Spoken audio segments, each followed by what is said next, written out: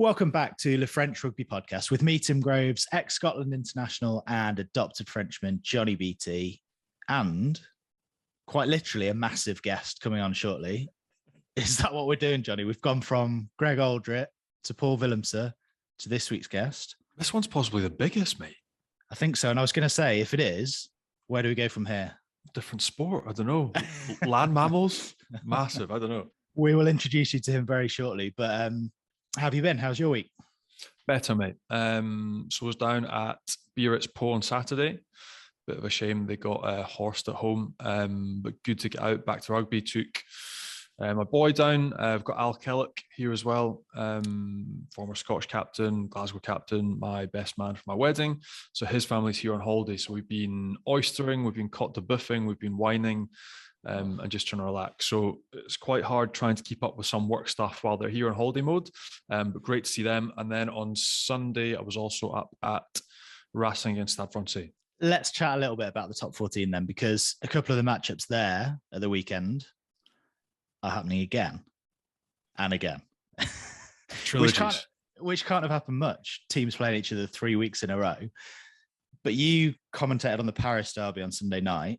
Yeah. And Racing with Streets Head in that one, weren't they? It's that like you just mentioned it, that's the first time in the history of the two clubs that they'll play each other 3 times on a trot. So it was quite cool to be there for the first act. But it was one-way traffic and a little bit embarrassing for Stade Francais, given the quality they have. Again, it's quite weird, even in body language and halftime talks, full time, they're still talking about transition, but they've got some quality. But just in terms of physicality, use of the ball, the ability to hold onto the ball in the right areas of the field, you have to be so detailed when you go to the arena, because if you cough ball up to Finn Russell, to Teddy Thomas, who is a phenomenal athlete. Like if you look back at some of the tries that he scored, he looks like he's jogging. He's traveling at 30 kilometers an hour. You just get punished. And so defensively, Racing were superb, line speed fantastic. They were exceptional. They absolutely boshed it on the gain line. And Stade Francais didn't have the answers. So it's going to be very difficult for them over the next 2 legs, you'd imagine. I was going to say, do you see any hope for them, or what do they need to correct? Because obviously they're home this weekend, don't they? Right, they looked deflated. I'm not going to lie. Like, it was 50 points in a derby. And that is the game that you should be, again, it's easy for us all. It's the game you should be getting up for. It's your local rivals. You're traveling 15 minutes across the city to play. Your prep's easy. And it was just lackluster. And so I don't know. It seems like teams have sussed, they've seemed Stade Francais out a little bit in their attack. So if you come up with an aggressive D, you put pressure on them, you put them under pressure and they sort of crumble, but they're going to have to find other types of solutions. Again, simple things like an attitude change, a body language change, but they just look uncertain in their game. And that's what comes across in the body language. They don't look settled. So they're going to compete. They're going to have to change something. I'm not sure if it's, I don't know. Honestly, it's for Quesada. He's going to have to think about what he could do differently with the players, because he can't change his first string's his first string. The personnel is the personnel, but they're going to have to change something about the approach and how they hold on to ball and attack, because they coughed it up so easily and they just gave turnover ball to Racing time after time again, and they got crucified. So they're going to have to be better in essentially every single facet of multi-phase. That being said, the set piece, they were decent. Their scrum stood up. The line out was good. They had a platform, but they just kept coughing ball up. So have to look after it much more carefully and really test Racing, who were outstanding. We'll come on to some more of those Champions Cup round of 16 ties later on, but there isn't much doubt about the result of the weekend, is there? Toulon hammered Lyon 43-10 away from home. So what happened there? I mean, crazily, after where Toulon have been over the past 3-4 months, they're now sort of running a late tilt at the top 6. They're 1 win off it, which is incredible. But key players back from injury. I mean, they haven't had Itzabeth, they haven't had Issa. Olivon came back, he was exceptional. Emmerich Luke, who I played with at Bayonne, the young fullback, has been sensational all year. Cheslin Colby. So all these guys are coming back and they're clicking at the right time. It's been really difficult for them as a squad. Also, they're on a camp this weekend at Boiled Over. So they've got 2 players that have been, I think, potentially going to get sacked as well. So there's been off-field tensions as well. But on-field, it finally seems like they're clicking. And it's been a long old year. They've had to change coach mid-season. but potentially now 1 win away from, and again, that a proper humbling again, to stick 40 odd points on Lyon in Lyon with Pierre Mignoni coming to be your manager next season. That's a massive result for them. So it's huge. And the timing seems to be right. They also won't have too much pressure over the next 2 weeks of European rugby. So building really nicely towards the tail end of the season. But even when they're going well, they still can't get away from off-field drama then. Do we know who those two players are, or is it secret? I think one of them, well, they've released, one of them's kind of leaked. It's Ori, like really young, tough back rower who's strong as an ox. But it seems like there's been some sort of altercation. They probably had a couple of beers on their camp, and it spilled over. So he wasn't at training on Monday. They haven't released the name of the other one. So we don't know who it's going to be. But again, on field, all is rosy, but I think that's just maybe one of those incidents that happens and you have to get sorted out in-house. But yeah, not nice to see or read about. And La Rochelle won 16-15 away at Bordeaux, thanks to EIOS penalty in the last minute. But all the talk about Christophe Urios and Ronan O'Gara spat on the sidelines. So how did you judge it? Well, it's not Christophe's first time. No. We saw the exact same thing happen in 2017 when Fabien Galtier was the coach of Toulon, and there was a bit of verbals back and forth, and he went across and gave Fabien a tap on the cheek, shall we say, but like he copped a 10 grand fine and he got banned for 4 games. So the fact that he's already got a record, he's done the same thing again with Ronan O'Gara, that's dangerous for Bordeaux with the games that are coming up, running into the end and the playoffs in both competitions. It would be much harder for them without him on the touchline, because he's such a big impact in the prep and the motivation and the speeches. He's absolutely huge and crucial, like pivotal to any team. But how it unfolded, again, towards the end of the first half, Bordeaux were plugging away. La Rochelle come up with a big penalty, and Ronan O'Gara's on the field. So on the field, encouraging his players, pumped up, shouting, screaming. And Christophe Urios, my old mate, has obviously taken exception, and he's marched over there and said, "Look, mate, you can't be doing that." And to be fair, you can't. Like, you can't, as a head coach, walk onto a pitch. You can't intimidate other players. You can't go on and pass messages. So I understand, but it's more again getting straight up in his grill. And again, the best bit was seeing the look on Roger's face when he saw Urios approaching and the panic setting in of what he was going to do. But look, it's just something it's drama. But now it's how it's going to unfold afterwards. And in the post-match press conference, Urios was saying, "Look, this guy is insupportable. Like, I don't even know what that is in English. Annoying, we'll just say, really annoying. When he's outside the pitch, he's a pain in the arse. He creates shit everywhere. When he's up in the stadium, he's constantly crying, creating shit everywhere. I can't stand him." And he's like, he's lucky that's all he got was a slap on the chin. So I don't know how it's going to finish. But certainly from the outside, it was funny to watch unfold on the touchline. But are Bordeaux now going to be without their coach at the end of the season? That is the reality of what we're going to see. So we'll see what happens. There'll probably be a judiciary type thing demanded in the next 2-3 days, and we'll wait and see what happens. Well, let's have a chat now with a man who was front and centre on the field in that one, and will no doubt be looking forward to the next couple of battles with Bordeaux in the coming fortnight. La Rochelle and Australia second row, Will Skelton joins us. How you doing? Good, mate. Good to be here. Great to have you on. And we've got to start with that game of the weekend, because we're going to see a bit more of that kind of thing in the next couple of weeks. As a first part of the trilogy, it was pretty feisty, wasn't it? Yeah, it was. It was. I've been I played Bordeaux twice last year, and it's always a physical game, and especially it's the first time I've had a crowd there, and they're pretty hostile.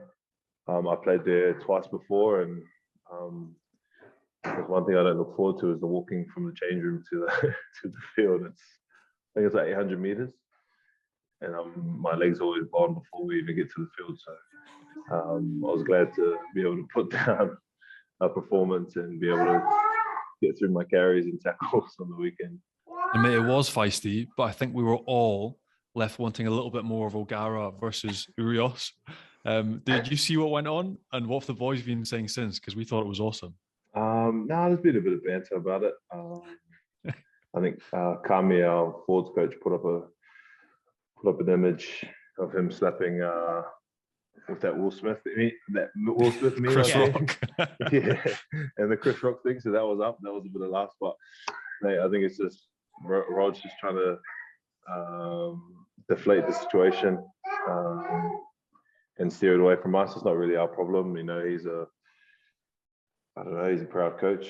Urias, I don't know much about him, but I don't know. He can't be really slapping other coaches, even though he's at home.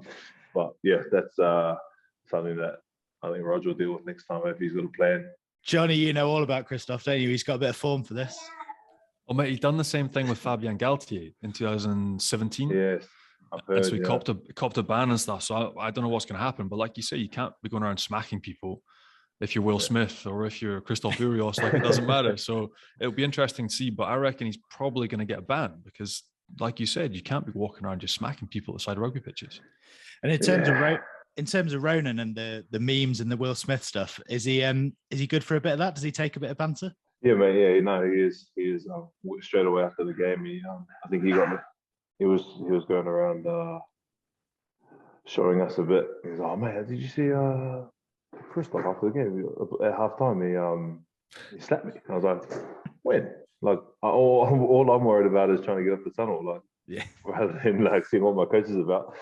But yeah, like I said, he's just trying to deflate the situation and deflect whatever's happening with him and Urias. I don't think it's a big deal for me and for the team. We're focused on this week, but yeah, he does. Like I said, we had a bit of banter this week with the coaches and everyone's and there's a lot of other stuff, especially with the England coaching. There's a few God Save the Queen going around training, so it's been nice. Mate, I love that. The fact that he came to the biggest man in his team and he was like, did you see what Christophe did to me? Like, if you could sort that out, maybe that'd be much appreciated. Again, going back to the England memes, like, has he had a bit of stick about that as well? Because I sometimes wonder not if he realizes, but the gravity of his words. Like, the fact that you say that you've got like a 3-4 year contract with La Rochelle, but you say, you know, it'd be awesome to be part of international rugby, but it's taken literally. And then French media is like, O'Gara wants to leave. So again, can you give him stick for that as well? Or how does that work in house? That's media nowadays, I think. Like, with it, whatever podcast or whatever you say to a journalist, you know, they can take it out of context, or he might just be making a comment about how good the depth they have in the country with the squad that they put up in every tournament. So they've got a great setup there in England. So, but yeah, like I said, like, whatever you say, I could say it'd be awesome to coach Tonga, like, and then I'll be the Tongan He's coach. There you go. He's off. You know what I mean? We're clipping that up. That's No, I'm done. But yeah, I think everything has to be a bit of context. But that's social media nowadays. So it's almost like you can't really watch what you say because you have to say what you feel and what you're thinking too. So I know Roger speaks from the heart, and he can be very emotional in what he says. So yeah, I'm not too sure if I can really say that's his goal. And you touched on his emotion and his drive. He was the exact same as a player. So, like, the history he has with the Champions Cup and with Ireland, can you feel that? Does it come across? Does he big it up even more when you get to European rugby? Because as a player, he absolutely loved the competition. Do you get that feel through his coaching as well? Yeah, definitely. Like, last year, it was my first year at La Rochelle, and being part of Saracens, who built up Europe very much so how Rog has. You know, it's a special competition, play against the best players and teams in the world, in my opinion. And yeah, it's no different now. I think it's the only slight difference would be that we're playing the same team in top 14, played them once, and we get to play them twice. That's 3 times total, which is, I don't know if you guys watch a bit of rugby league, but I remember texting Kane Douglas when we first got the draw. There's a thing called State of Origin. Yes. And for me, I saw it. I was like, far out, this is like a bloody State of Origin now. We're going to play them 3 times to see who gets, to see who goes through. But no, Roger's always been, he's always seen this competition as something special for us and as a group. And we did we made it quite a long way last year, and hopefully we can build on that this year. And this is his first year as the main man after working under John O'Gibbs. So just give us an insight into how different they are, I suppose, and what Ronan's tried to sort of, I guess, tweak more than make big changes in comparison to Jono. I think for me, Jono was a bit. John was a bit more behind the scenes, whereas Roger's really taken, every meeting Roger's saying something. He's trying to lead the team. He's a young coach, and he's trying to, put his stamp on what he believes rugby should be at Rochelle and how we should play rugby. Jono was the same, but in his own sort of way. He let Rog speak a lot, let his assistant coaches speak. And when he did have a quiet word with you, it was always something specific to what you're trying to get done. Both great coaches in my eyes. I think I like Jono because he had that forwards background, and especially with the line out and the technical work that I wanted to get done there. It was really good with that. But then Rog, he's got a wealth of experience in his playing years, and then also being at the Crusaders. I think his ideology of playing rugby changed a lot then when he spent that two years down there. Another man that's come into that coaching setup, Donica Ryan, you played against him at Racing 92. How's he come into the setup? Is he coming well? Is he enjoying life as a coach? Yeah, he's similar to Roger. He left rugby straight away and just went straight into coaching. So he's been our forwards assistant coach this season, and mate, he's hit the ground running. He's brought in a lot of technical work for us around the ruck. He's trying to change our line out a bit too, because he's been a tactician down there at Racing as well. They've got one of the best lineups in the competition. So for him to bring that knowledge and that experience has been great, helping Roman Sazzi and Tom Olavo as well. So no, he's been really good. And obviously 2 finals last season. There's only one place to go from there, and that's winning both competitions, which is a tough ask. But how difficult was that? Obviously losing to Toulouse in both of them. I presume you absolutely hate their guts like most other people at the moment. But how difficult is it to sort of remotivate yourself and feel like we've got to go again? Because it was a great season, but it just ultimately the final hurdle. Yeah, I think it's quite easy to motivate yourself. Like you want to, as a team, we want to be, we want to be lifting those trophies. We want to be playing in those big games. So for us, that's the motivation there. I think individually we have to sort of check where we're at.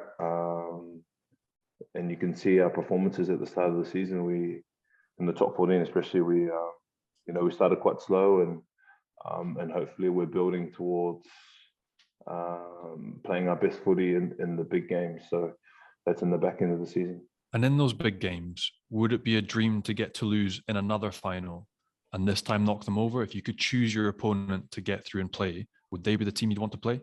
Yeah, why not? Yeah, especially at home. Like it's in front of Marcel de France. It's a great stadium, one of the best I've been at. And yeah, you want to test yourself against the best teams. And I think Toulouse, they're not having the best run at the moment, but they've got the quality there that at the back end of the season they always step up, and I think that's where it counts mostly. I think at the end of the season. And Bordeaux are up there as well.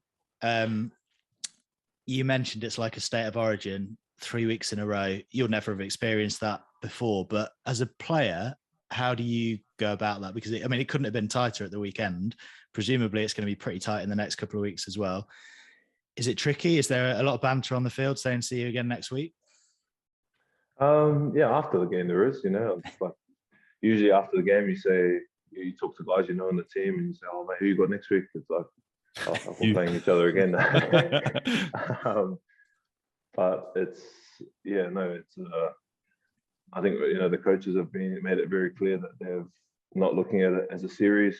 It's a game at a time, and I think with how the points work as well,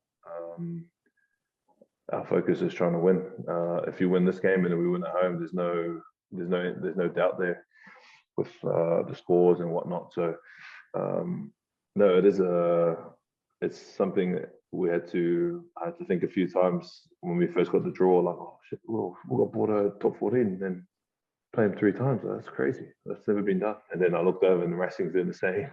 And I think Connacht's doing the same too. So it's not I don't think it's that special, but it's definitely a tough opponent that will be some good games coming up. And do you get more time off in the week because you're playing the same opposition? Because normally, obviously, you'd have sessions sort of tailored toward you. Like, yeah. I know what the plan is now. So give me a bit more time off in between. Yeah, I don't think we didn't specifically ask for time off, but I think just the way it goes, you play a team 3 times. Like, how much can you review? You can, I guess, if they change their team dramatically the day before, but every team has their own style, and changing players doesn't really change how they play, really. So I think for us, it's just trying to be fresh for the weekend. It was a physical game on the weekend. I was really sore after the match. A lot of players were. So it's about, I think, recovery this week at the start of the week, and really build up to make sure that we put out a good performance on Saturday. Toa Asa has asked us to ask you about your family, a man that you probably know fairly well. But he said, can you tell us a bit about your family, and that there are actually some bigger members of your family that are even larger than you are, that are fairly handy with a rugby ball as well? Yeah, so I grew up with Toa. He's he's one of my cousin's cousin. So it's pretty specific, and it happens a lot in the Pacific Islands, having growing up with different. So he's not my cousin, but he's a cousin's cousin, if that makes sense. But Toa, yeah, I've got 2 younger brothers, Cameron and Logan. 27 and 22 this year. But yeah, I'm the smallest in the family, so they're both. I think Cam's 6'11", and Logan, the baby's about 7'2". So they're big boys. 7'2". Yeah, he's massive, mate. Yeah. Oh, wow. I feel like I get bullied when I go home too, so especially from O'Gara's going to be calling them in. Did you see Urios? Did you see what Christophe did? Mate, whereabouts are they in their rugby journeys? Are they playing? Whereabouts are Cam's, no, so Logan's not playing. He stopped playing when he was quite young. He wasn't really into it. I think maybe because me and Cam were playing a lot. It just wasn't his thing. And then Cameron played. Yeah, he's still trying to get there. I think he just got married a month ago, so he's just trying to get back on the field. But he played Waikato, NPC, Counties NPC, and he's slowly trying to get back into some good shape to play some high level rugby. But mate, they were really good players growing up, Cam especially, and he had a contract at the Tars with me back in 2014 or 15, but he almost wanted to split and make his own way, and he headed over to New Zealand. So it could have been me and him in the locks at the Tars, which would have been pretty cool. Terrifying. Surely, top 14. We had Paul Valencia on last week. They have a love for massive locks. Surely somebody could pick him up, hook him up. Surely an agent's got to be able to find them a club in the top 14. Yeah, we'll try. I'll try and get it to La Rochelle. So our lineup will definitely only be 4-man and 5-man. I think with me. And we had Ehio West on earlier on in the season, and he was talking about the size boots you wear. So first of all, are you size 19? And second of all, are they even bigger? Are their feet even bigger, your brothers? So first question, yes. So my rugby boots are size 19, but they were like custom ones from Asics that they made me a few years back. But I'm actually like a size 18. So there's like a running joke about the D's wheats, which obviously 18 in French, but and they don't really use. I think it's 50. It'll be like 53, I think, or 54 maybe in the European sizing. But and then yes, Cam and Logan, they definitely have bigger feet than me. I think Cam, he gets really nice shoes and tries to squeeze in. Size 12. Smaller. Yeah. I remember when I was younger, my cousins used to say, mate, just cut your toes off, you'll be size 14. and you just have or just feel like stumps. But no, I don't think that helped me in the rugby sense. And Ehai was saying they pass your boots around and put them on over their own boots and all sorts of stuff. There's lots of that going on. They take the piss. Especially Arturitia, he's a menace, mate. He's always putting his shoes in mine. Brice Dulin as well. He's naughty. Just having this power of respect at this club. What is this? All the little guys taking the piss as well? Yeah, it's never the Wingy knows the struggles. So he never and Victor too. Victor's about size 15 too, so he knows not as bad as struggles as what I had growing up, but they know how it feels. How is the mix, mate, in the dressing room? Like you mentioned a few of the characters there. On field, it's been phenomenal. What's La Rochelle like as a club off field? What are the boys like? You mentioned Dudu, Brice Dulin, Victor Vito. You've got some characters there. Who's in control of what? Roman Sazi, you got 300 caps the other day, first time for the club, a massive achievement. But can you give us a little bit of background about the characters in the dressing room and how it all takes over? So Saz is obviously the sheriff. I'm not too sure who nicknamed that, but yeah, he's one of the oldest in the team. He's our captain, club captain as well. Sorts out a lot of the social events. Always around for a beer. Especially invites us. Oh, they only invite us once to his house, or maybe just the other boys. I don't know. Mate, Victor as well. Victor's one of the older statesmen. He sort of looks after a lot of the foreign boys. He's been there for a while. Tawera Kerbalo, he's got a bit of banter, mate. He's a funny old thing. He doesn't wear shoes around the club. He's always in bare feet. Thinks he's still in Hamilton. And we've got the young sheriff, actually, Thomas Bergeon. He follows in Sazzy's footsteps. He's always around them, which is nice. And he's got his little notebook. He takes notes of what Saz is up to, and he copies them a lot. But then, like you said, guys like Brice always playing pranks. They pick on Joe Dante a lot too. Like I wasn't here, but about 2 weeks ago, I think there was that sandstorm. Did you guys get it? Still here, yeah. Yeah. So I came back and my car was just orange. I've got like a grey car. And Joe's car was orange too. And they've drawn penises and written stuff in French, which has been like, it's not play classic. And so that's been quite funny. But no, wait, we've got a good mix in the club. We have a lot of young boys who are learning their trade. They're always keen to ask questions, which is always great. And we've also got that experience, which helps guys like I said, Victor, Roman, Wingy, big Wingy.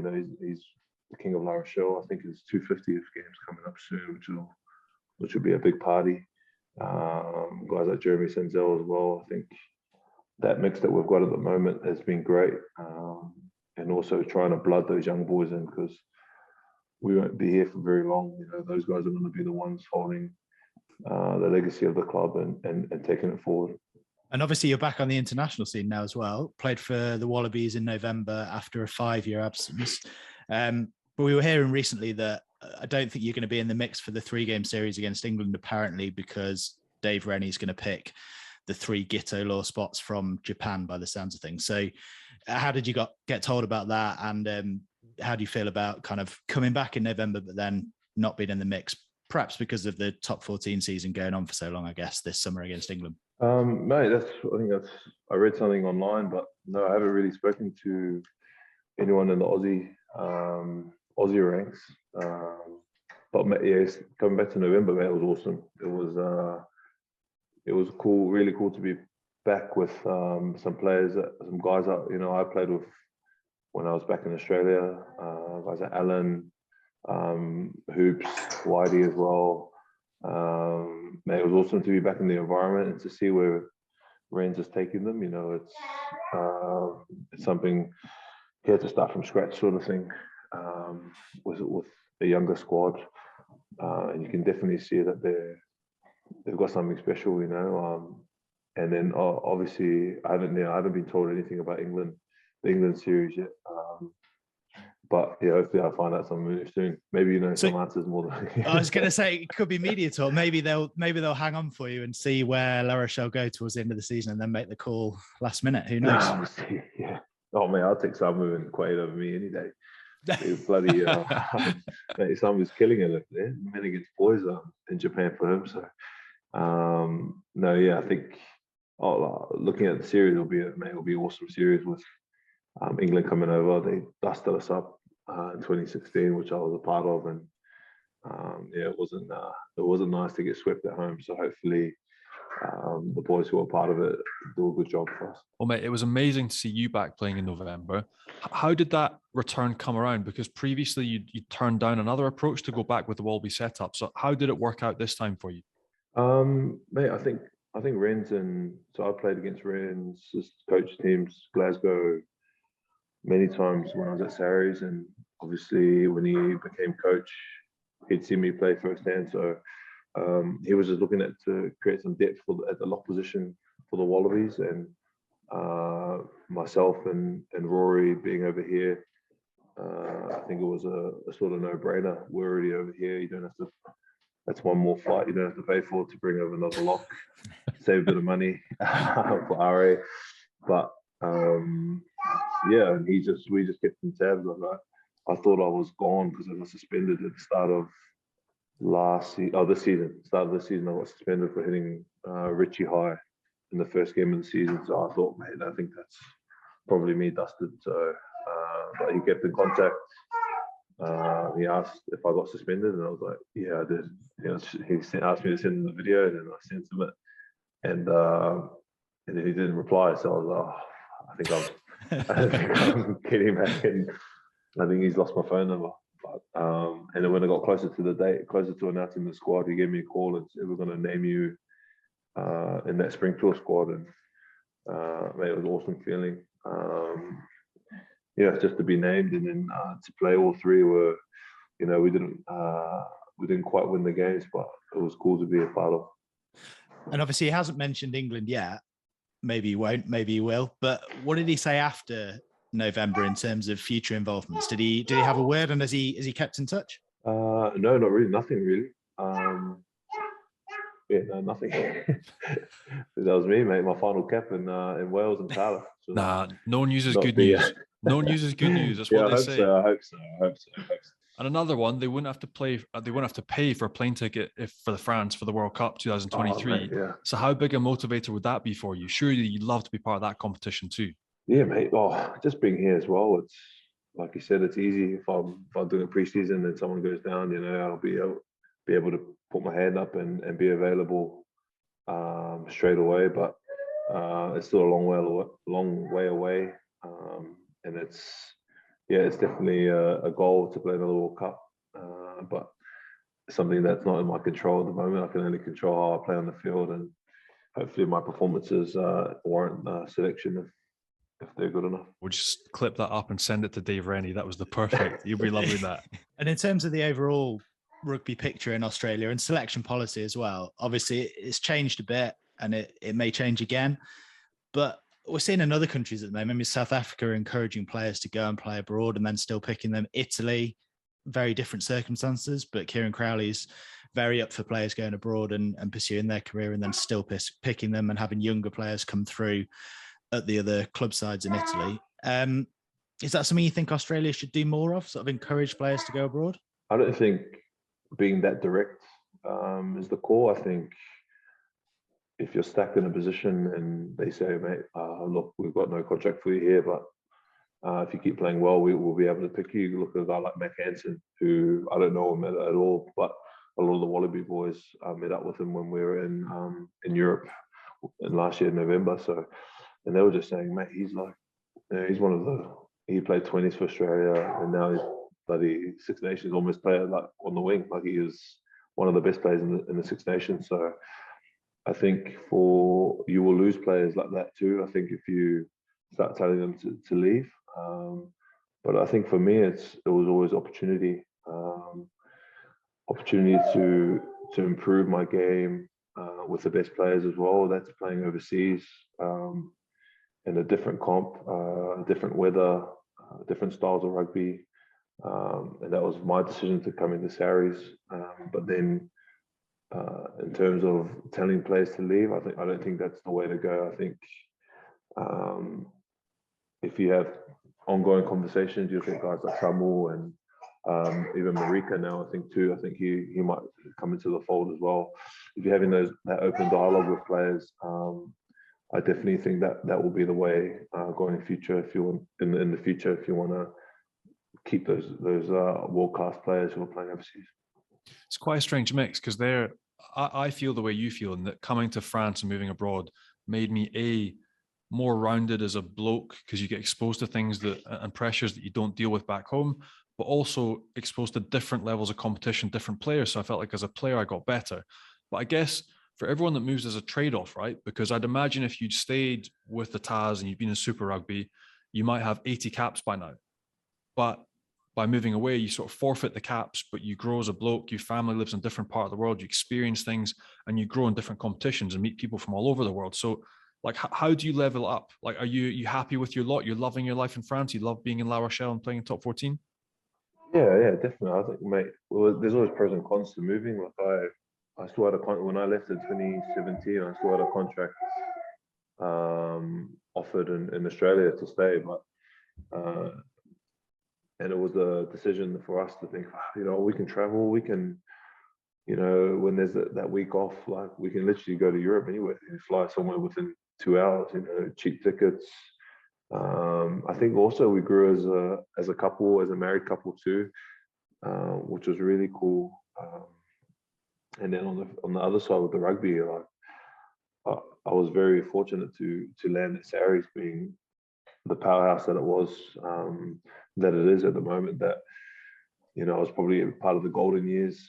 We won a prem when I first came. The next year we won the double, and then the salary stuff happened. So I left on not my terms, but to come to France, it was always a goal too, to play over here, to try and learn the language, experience life in France.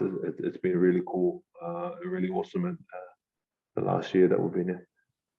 And the three leagues are obviously very different. Super Rugby, you did very well in, and then you mentioned the Premiership, you won with Saracens, going over to France, the top 14. They've all got different points about them. First of all, have you got a preference, presumably the top 14 now, because you're there at the moment, but they are all very different. Is it true when you joined Saracens, they put you on a special regime, you lost about 20 kilos? Have you put some of that back on now to play in France? How do they sort of differ in terms of how you have to be, I guess? So when I landed at Sarries, so when I left, I was at one, when I first I went on loan first, so I got a taste of what it was like to play 8 games for the club. Played in Europe, which was really cool. I played against Sale, and I went down to Scarlet too, which was a different experience. But yeah, so I got a taste of it, and I think I was about 140, and then I signed for 2 years, but I broke my arm a month before I had to be in England. So I hadn't done any training, with all the excuses, straight off the flight, put on 6 kgs from the flight, all the business class food. No, water retention. It was all the water retention, I think. And I jumped on almost at 160, I think. And they were just like, oh, wow. That's not going to be playing on. So I've still got great relationships with the coaches and the trainers there. And we just went to work. With that first season, I was pretty injury prone. I broke my arm again. It wasn't a specific regime. It was just what they had at the time. It was just trying to train harder and get back to where I was before I left. And so is it similar now then? You're still around the same way? It's not like top 14, you have to be a bit heavier, or it's just that's your playing weight? They'd have you at 175. If they could, they'd be like, mate, get him back on business class, get that water retention. No, not Rog, mate. Rog, hey, I'm too heavy. But no, I'm sitting around the same, but between 145 and 150. I try and float, try and be as light as I can. Actually, I was talking to Kieran Brooks after we played them at home first time. I don't really know him well, but I played against him when he played for Wasps in Northampton. But it's funny how whenever you see someone who's a foreigner, hey, you just gravitate towards them, and hey man, that's a family. Like, I've never met this guy before. But I was speaking to him, he's like, mate, I've lost weight. I was like, mate, how do you lose weight? I think they're running 8K. They're doing 8K days down in Toulon before they let go of their coach before. So that will do it. And you've signed up with La Rochelle. Is it 2025? Your contract's up till? Yeah, 2025. Yeah. So I mean, that's a big deal. So you're obviously loving life there. Johnny mentioned the mix of players, and Johnny loves to talk about where he lives, and like, I try and ignore his Instagram. It's beach after beach after beach. But yeah, what's the best thing about life in France? I think just being by the sea. Where La Rochelle, it's a small town on the west coast. When we first came and visited, the president took us to his house, and first thing on the plate was oysters. And my wife just looks at me and goes, I think we have to sign here. So yeah, they're well known for their oysters and their seafood, and we really enjoy just the lifestyle here. It's not as hectic as North London where we were in St Albans there, but we've made some good friends here, and like I said, the people that get around you, they love the club, they love they love their team, and they're very respectful when we're out, and it's a great place to live. It's an amazing part of the world, and they're lucky to have you. And well done signing 2025. That's phenomenal. Looking ahead quickly, the next couple of weeks, again, we've talked about the first part of the trilogy. Now got the second and third acts to follow. What is going to be key to getting through this next round of competition? What are you going to have to do to get one over Bordeaux in these next two games? What have you targeted? What did you target that worked well in the first game? But what do you have to do to get through the next two rounds? Yeah, I thought a positive was our defence on the weekend. I think that's a standard we have to keep. They had a lot of ball, and I think we made like 250 tackles or something like that. Vian Liebenberg made 25 tackles, which is bloody rugby league stats there. That was massive for us. So I think our defence has to keep there, but then also in attack, when we have the ball, I think we have to take opportunities. I think we were in their zone twice in the first half, and we scored 2 tries. But then anywhere around the 50-meter mark, we couldn't hold on to the ball, myself included. They went hard at our ruck, and Johnny would love that sort of stuff. Diaby and Waki just putting the head in, sticking the head in, pick and roll as well. So we've had a big focus on that this week, and not only the focus on our cleaners, but our ball carrier, making sure that he's not dead on the ground. He's working hard, and just having more options in attack. I think we were, I don't know, maybe it sapped us our D, but as soon as we got the ball, we have to show that excitement and that love to play that we usually have. And obviously, we don't see these two-legged home and away ties in rugby very often at all, and they're commonplace in football. And often you hear about sort of, you've got the away leg first in Bordeaux. You go over there, keep it tight. Even if you lose, don't lose by much. I'm sure that won't be your approach. You'll be trying to win the game. But has there been talk of that from Ronan right at the top? Sort of, make sure you keep it tight, and then obviously, you got the fans home leg second. No, not at all. He's made it pretty clear that it's a game that we want to express ourselves. I think the weather will dictate how that score goes, because I think it's going to be wet. I'm pretty sure it's going to be wet. So no, but yeah, the coaches haven't said much about that sort of stuff. It's very much looking on how we can improve on last week's win, because, and they also said, if Urias missed that kick, the mood would be very different the ambience would be very different at the start of the week than what we've had. So I think we just have to reflect and not get too far ahead of ourselves and try and back up that performance. Massive good luck in the second and third installments of the trilogy, and we'll clip that bit up as well and send it to Dave Rennie. So good luck at the 2023 World Cup. Mate, thanks. I'm grateful, mate. Great. Awesome. Cheers, best luck this weekend, Will. Cheers. Cheers, boys. Thank you, mate. We laughed about it at the end, Johnny, but very interesting. No call from Dave Rennie yet, but he's putting his hand up for sure. No news, good news. That's what I always used to tell myself. And then I didn't get picked, but will get picked because he's class and different level. And he was a bit self-depreciating there, but he was excellent again at the weekend. Like, he's been monstrous for them since he arrived. And so it would be awesome, especially for the French-based boys, to be playing for La Rochelle and then to be, getting down to Bordeaux, representing Australia. There's games in Paris as well for them. It'd be huge. But it was just great to get a little bit of insight into the club, the operations, how it goes behind the scenes. And yeah, 2 massive games coming up for them over the next couple of weeks. So it was great to have him on, an absolute legend. And his brothers are even bigger than him. I was like, you told us about your cousin's cousins. I'm like, have you got any Scottish grandparents? They fancy a 3-year holiday in Edinburgh. We'll get them on residency. 7'2". 7'2". That is freakish. Like Richie, like one of the best mates I played, Richie Gray, 6'10". Playing with him, you're like, he almost wasn't human. He was that large. So to be 7'2", I mean, that is just ridiculous. So fingers crossed. And he mentioned one of them was also playing at the Waratahs with him and is a handy footballer, played in NPC as well. So, hopefully somebody picks him up. I mean, somebody that big can do a job somewhere, especially in France. So freakish. That is freakishly big. Right. We'll look ahead to the Champions Cup round of 16 ties a little bit more very shortly, but it's about time we did our meter moment of the week, isn't it? So do you want to take it away, Johnny? Yep. It comes from Lyon against Toulon as well. Toulon back to being decent again, and a moment from Cheslin Colby of absolute madness from Lyon. But again, they win a penalty. Baptiste Saran just wants to simply go and kick the ball to touch. He misses touch. Nakatasi keeps the ball in. And Cheslin Colby, simple things. Again, we talk about his footwork, his freakishness, but just chasing the ball down the touchline, manages to snaffle the ball, beats both men, and gets over to dot a try down. So a massive piece of play from him, and quite easily our meter moment of the week. And Cheslin wasn't on the Bears and getting sacked, no? It wasn't Cheslin. He's too good for that. It's Ches. He probably was, but he definitely isn't getting sacked, that's for sure. Not on that contract.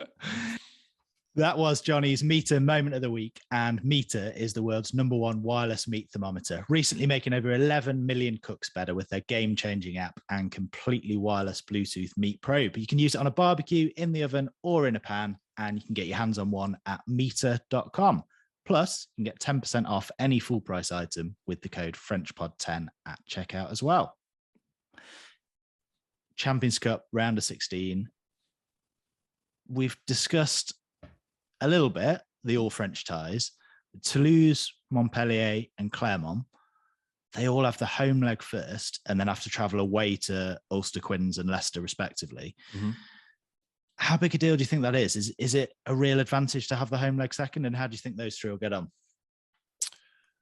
I think it's an advantage to have the home game first. Really? I do, yeah. Especially, I look at a team like Toulouse, for instance, who have stuttered while their internationals have been away. They just beat Lyon last week. They lost against Cast this weekend. I'm like, for them, the comfort of being home and hopefully things clicking is actually really important.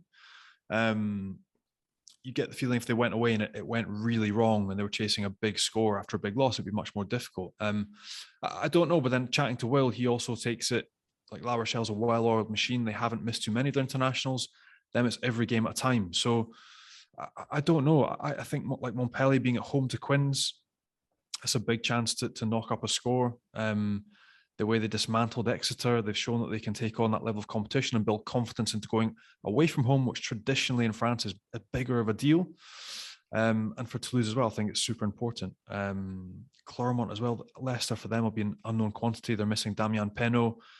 But I think the French-based games, so Bordeaux, La Rochelle will be extremely tight. Stade Francais Racing, I think that looks like it's going to be potentially one-way traffic again, even though it's at Jean-Bouin. But you're looking for Clermont, Montpellier and Toulouse to post wins at home this weekend and give themselves the best chance when they go away from home next week. So I think those are really key for those, that the home games and the home ties will determine, I think, their attitude and their appetite going away from home in the second round. And Montpellier Quins is perhaps the most interesting clash of styles because you've got huge physicality in Montpellier, and we know Quins are not going to change the way they play. They're going to chuck the ball around and try and play expansive rugby. So how do you see it going? I don't know. Again, I look back to that Exeter game and just the sheer physicality. So what we see with the French sides, you now got Montpellier who are flying high, leading the top 14, brutal in the collision area. I mean, they have dominated most sides in the top 14 this year, which is not easy. Against Quins, who can mix it, play an exciting brand of rugby, but if they don't win any of the physical edges, like Exeter couldn't, it could be very difficult for them in Montpellier this weekend. So I would say Montpellier are heavy favourites for that game. Heavy might be a bit much, but I'd say they're definitely favourites for that game, considering how they're going, how their confidence is. They're winning everywhere. They won in Perpignan at the weekend as well. But that being said, like you look at Marcus Smith and these boys, Danny Kerr as well, the way they're playing in the Premiership at the minute, they can pull off anything. So I'm really looking forward to that game. I'll be down there with BT. And yeah, it should be really interesting how that turns out. Actually, a big game of rugby coming up there. And just a very quick one before we go. We chatted to Paul Willemse about Alex Ruiz going from ref to coach with Montpellier last week. Now Romain Poit is doing the same, isn't he, with Toulon? I think they're all going to go that way. They'll be better played. They'll be better paid moving into the private sector. Can we say that? Private sector, moving out of the public sector, working there for the FFR, and moving into the private sector, working for Moed Altrad. Romain Poit, again, coming to the end of a refereeing career. I mean, why not? I don't know if it's going to be your just refereeing in-house or if he's going to become a coach like Alex Ruiz, but there are certainly roles like at Bayonne and Cass, we had referees in all the time, but they were at our disposition by the federation. But whether having somebody in every single day to help with disciplinary issues, to help with 15-on-15 training days, for contact days, if it's a full-time role purely in a referee domain, or if they become a coach, that's the interesting bit. So I don't know. But again, Alex Ruiz has started what I think is going to be a trend, and we're going to see it more and more in France. Thanks, Johnny. A big thanks to Will Skelton for joining us, and a massive thanks to all you guys for listening as well. Make sure you hit subscribe, leave us a review if you can as well. Check us out on Rugby Pass and on YouTube, and we'll be back with another episode next week. Au revoir, Johnny. Cheers, Tim. Bye.